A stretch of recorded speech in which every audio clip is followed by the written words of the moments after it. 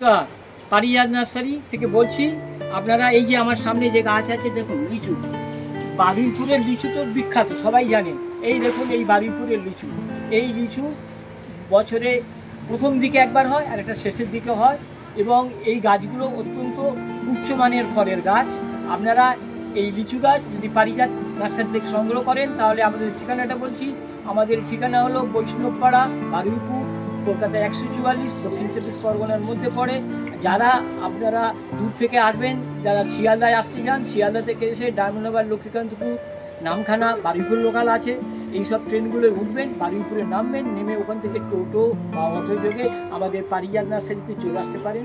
আমাদের ফোন নাম্বারটা জানিয়ে রাখি, 9881315396।